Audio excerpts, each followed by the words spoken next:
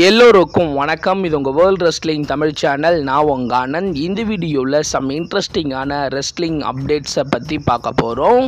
So வீடியோக்குள்ளே போகிறதுக்கு முன்னாடி நம்மளோட சேனலை சப்ஸ்கிரைப் பண்ணல அப்படின்னா சப்ஸ்கிரைப் பண்ணி வச்சுக்கோங்க. ஆல்ரெடி சப்ஸ்கிரைப் பண்ணவங்க பக்கத்தில் இருக்க பெல் ஐக்கானை கிளிக் பண்ணி ஆல் அப்படின்னு கொடுத்து வச்சுக்கோங்க. அப்படியே கீழே டிஸ்கிரிப்ஷனில் நம்மளோட வாட்ஸ்அப் டெலகிராம் சேனல் இருக்குது. அதில் நிறைய அப்டேட் கொடுத்துருக்கேன். குறிப்பாக ராஸ் மேக்டவுன் எல்லா பேப்பரையும் அப்லோட் பண்ணிகிட்டு இருக்கேன். மறக்காமல் டெலகிராம் சேனலை ஃபாலோ பண்ணி வச்சுக்கோங்க. இப்போ வாங்க வீடியோக்குள்ளே போகலாம்.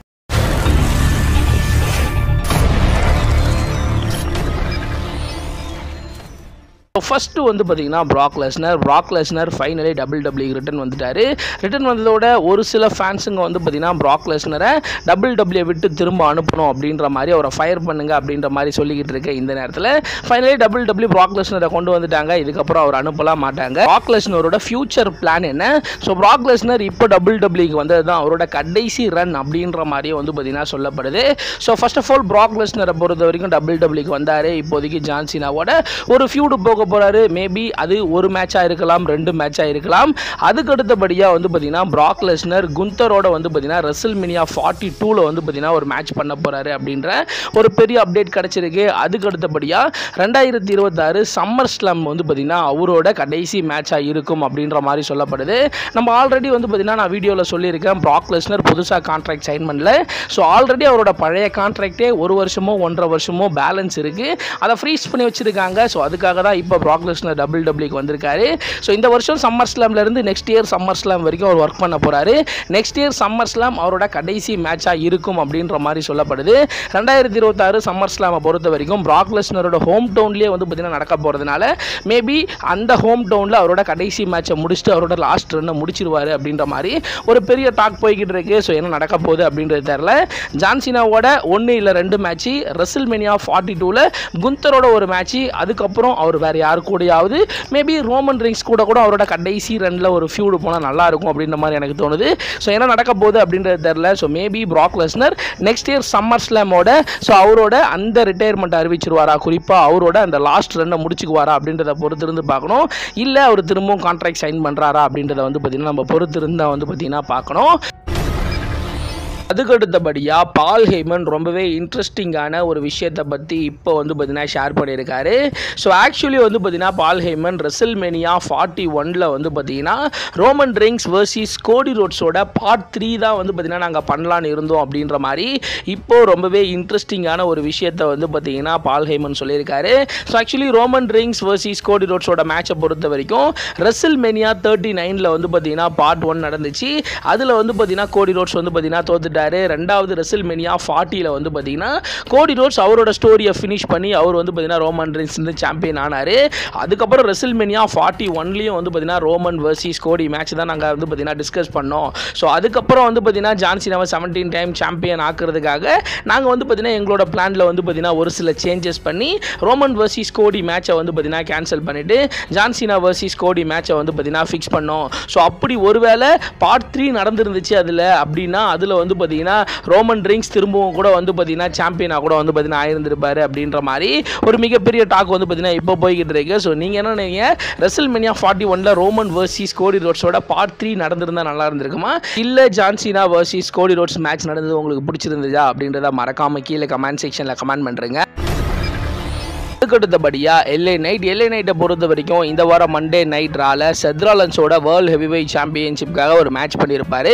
அந்த மேட்ச் ஒரு டிஸ்குவாலிஃபிகேஷனில் முடிஞ்சிருக்கும். அதில் CM Punk, Roman Reigns, LA Knight, Seth Rollins டீம்லாம் உள்ள வந்து பயங்கரமாக அடிச்சுக்கிட்டு ஒரு பெரிய கலவரமே வந்து பார்த்தீங்கன்னா ஏற்பட்டிருக்கும். ஸோ இப்போதைக்கு WWE பொறுத்த வரைக்கும் எல்ஏ நைட்டை வந்து பார்த்தீங்கன்னா ஃப்ரைடே நைட் ஸ்மாக்டவுன்லேருந்து ராவுக்கு வந்து பார்த்தீங்கன்னா மூவ் பண்ணிட்டாங்க அப்படின்ற ஒரு பெரிய அப்டேட் கிடைச்சிருக்கு.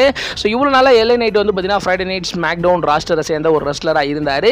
ஸோ இதுக்கப்புறம் அவர் மண்டே நைட் ரால தான் மேக்ஸிமம் வர போறாரு. அவர் மண்டே நைட் ராவுக்கே வந்து பார்த்தீங்கன்னா WWE வந்து பார்த்தீங்கன்னா அனுப்பிட்டாங்க அப்படின்ற ஒரு பெரிய அப்டேட் கிடைச்சிருக்கு.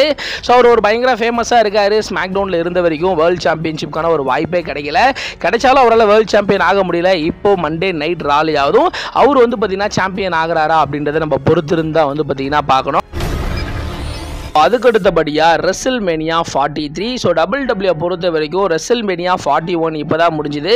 ரெசில்மேனியா 42 வந்து பார்த்தீங்கன்னா WWE எங்கே நடத்த போகிறாங்க அப்படின்றது ஆல்மோஸ்ட் அஃபிஷியலாக வந்து பார்த்தீங்கன்னா இந்த ராக் வந்து சொல்லிட்டு போயிட்டாரு. இப்போதைக்கு அடுத்த வருஷம் ஸோ 2027 ரெசில்மேனியா 43 WWE எங்கே நடத்தலாம் அப்படின்ற மாதிரி டிஸ்கஸ் பண்ணிக்கிட்டு இருக்காங்க. ஸோ ஃபர்ஸ்ட் ஆஃப் ஆல் அதுக்கு WWE 3 விதமான இடத்த வந்து பார்த்தீங்கன்னா சூஸ் பண்ணியிருக்காங்களாம். ஸோ இந்த முறை வந்து பார்த்தீங்கன்னா ஸோ WWE யூஎஸை தாண்டி வெளியில் கொண்டு போய் நடத்தலாமா அப்படின்ற மாதிரி வந்து பார்த்தீங்கன்னா டிஸ்கஸ் பண்ணுறாங்களாம். ஸோ ஒன்று வந்து பார்த்தீங்கன்னா யூகே லண்டன் பக்கம் போயிட்டு ரெசில்மேனியா ஸோ 43 நடத்தலாமா, இல்லை ஆஸ்திரேலியா போகலாமா, இல்லை வந்து பார்த்தீங்கன்னா சவுதி அரேபியா போகலாமா அப்படின்ற மாதிரி இப்போதைக்கு WWE தரப்பு வந்து பார்த்தீங்கன்னா யோசிச்சுட்டு இருக்கிறதா ஒரு பெரிய அப்டேட் வந்து பார்த்தீங்கன்னா கிடச்சிருக்கு. குறிப்பாக ரெசில்மேனியாவை பொறுத்த வரைக்கும் மேக்ஸிமம் வந்து பார்த்தீங்கன்னா யூஎஸ்குள்ளே தான் நடத்த வந்து பார்த்தீங்கன்னா ட்ரை பண்ணுவாங்க.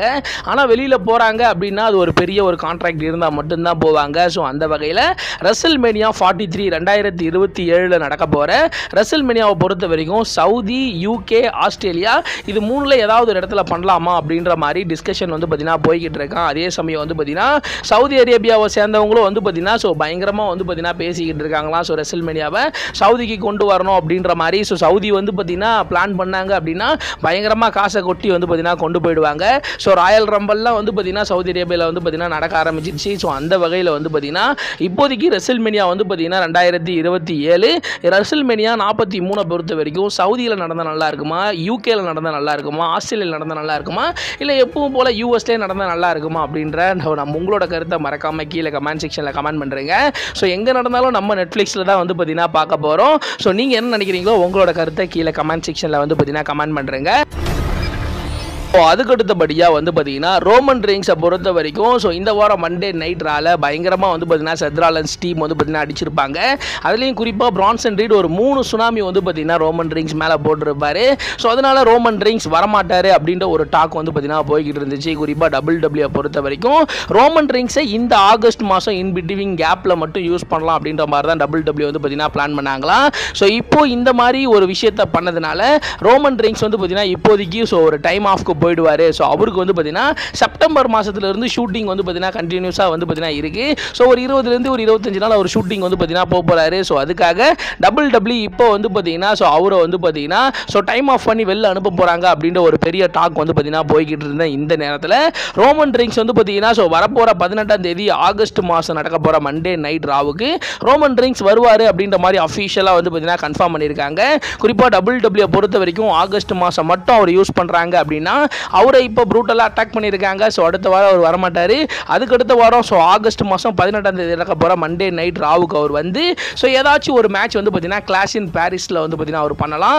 ஸோ அது முடிஞ்சதுக்கு அப்புறம் வந்து பார்த்தீங்கன்னா ரோமன் ரெயின்ஸ் ஷூட்டிங் போயிட்டு ஸோ அக்டோபர் மாதம் போல் வந்து பார்த்தீங்கன்னா அவர் வந்து பார்த்தீங்கன்னா வரலாம். ஸோ செப்டம்பர் கடைசி அக்டோபர் மாதம் போல் வந்து பார்த்தீங்கன்னா ரோமன் ரெயின்ஸ் வரலாம் அப்படின்ற மாதிரி சொல்லப்படுது. இப்போதைக்கு ரோமன் ரெயின்ஸை பொறுத்த வரைக்கும் ஸோ வரப்போகிற 18ஆம் தேதி ஆகஸ்ட் 18ஆம் தேதி மண்டே நைட் ராவுக்கு வரப்போகிறாரு அப்படின்ற மாதிரி அஃபிஷியலாக கன்ஃபார்ம் பண்ணியிருக்காங்க. அதுக்கு அடுத்தபடியாக வந்து பார்த்தீங்கன்னா WWE ஒரு மிகப்பெரிய ஒரு டீலை வந்து பார்த்தீங்கன்னா ESPN-ஓட வந்து பார்த்தீங்கன்னா சைன் பண்ணியிருக்காங்க.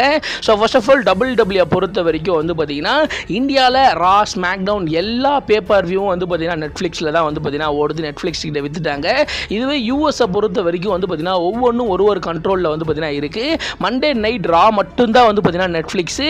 ஸோ ஸ்மாக்டவுன் வந்து பார்த்தீங்கன்னா டிவியில் எப்பவும் போல் வந்து பார்த்தீங்கன்னா ஓடிக்கிட்டு இருக்கு. ஸோ இப்போதைக்கு வந்து பார்த்தீங்கன்னா பேப்பர் வியூ ஸோ வீக்லி நடக்கிற ஷோ இல்லாமல் ஸோ மாதம் நடக்கும் பார்த்தீங்கன்னா Royal rumble, WrestleMania, summer slam. So இந்த ஷோவெல்லாம் வந்து பார்த்தீங்கன்னா எதில் நம்ம டெலிகாஸ்ட் பண்ணணும் அப்படின்றத WWE வந்து பார்த்தீங்கன்னா இப்போ புதுசாக ஒரு டீல் போட்டிருக்காங்களாம். ஸோ ESPN-ஓட கிட்டத்தட்ட $1.6 பில்லியன் வந்து பார்த்தீங்கன்னா 5 வருஷம் கான்ட்ராக்ட் சைன் பண்ணியிருக்காங்களாம். ஸோ ஒரு வருஷத்துக்கு வந்து பார்த்தீங்கன்னா 325 மில்லியன் வந்து பார்த்தீங்கன்னா கொடுத்து இப்போதைக்கு ESPN வந்து பார்த்தீங்கன்னா ஸோ அந்த மாதம் நடக்கக்கூடிய பேப்பர் வியூவை மட்டும் டெலிகாஸ்ட் பண்ணுறதுக்காக ஒரு டீல் சைன் பண்ணியிருக்காங்க அப்படின்ற ஒரு பெரிய அப்டேட் கிடைச்சிருக்கு. யோசிச்சு பாருங்க, முதல்ல டிவியில் மட்டும்தான் ஓடும். இப்போ ரா தனியாக நெட்ஃப்ளிக்ஸில் ஓடுது. ஸோ ஸ்மாக்டவுன் தனியாக டிவியில் ஓடுது. பேப்பர் வியூ வந்து பார்த்தீங்கன்னா ESPN-ஓட வந்து பார்த்தீங்கன்னா வித்துட்டு இருக்காங்க. ஸோ இந்தியாவை பொறுத்த வரைக்கும் அந்த பிரச்சனையும் இல்லை. இந்தியாவில் இது மாதிரி தனித்தனியாக வச்சாங்க அப்படின்னா யாரும் பார்க்க மாட்டாங்க. ஸோ இந்தியாவை பொறுத்த வரைக்கும் ரா, ஸ்மாக்டவுன், NXT ஸோ எல்லாமே பேப்பர் வியூ முதற்கொண்டு எல்லாமே வந்து பார்த்தீங்கன்னா ஸோ டிவியில் ஓடாது. ஸோ நெட்ஃப்ளிக்ஸில் மட்டும்தான் ஓடும். ஸோ அந்த மாதிரி யூஎஸில் கிடையாது. யூஎஸில் தனித்தனியாக WWE பிரித்து விற்று வந்து பார்த்தீங்கன்னா பணம் பார்க்குறாங்க. ஸோ இதை பற்றி நீங்கள் என்ன நினைக்கிறீங்க? ஸோ இன்றைக்கி நான் சொன்ன இந்த சம் நியூஸை பற்றி உங்களுக்கு என்ன தோணுது அப்படின்றத மறக்காமல் கீழே கமெண்ட் செக்ஷனில் கமெண்ட் பண்ணுறேங்க. ஸோ இந்த ஒரு வீடியோ உங்களுக்கு பிடிச்சிருந்துச்சி அப்படின்னா லைக் பண்ணுங்கள், ஷேர் பண்ணுங்கள், மறக்காமல் சப்ஸ்கிரைப் பண்ணுங்கள். அப்படியே கீழே டிஸ்கிரிப்ஷனில் நம்மளோட வாட்ஸ்அப் டெலகிராம் சேனல் இருக்குது, அதை கிளிக் பண்ணி ஃபாலோ பண்ணி வச்சுக்கோங்க. அடுத்து ஒரு நல்ல வீடியோவில் நான் உங்களை சந்திக்கிறேன்.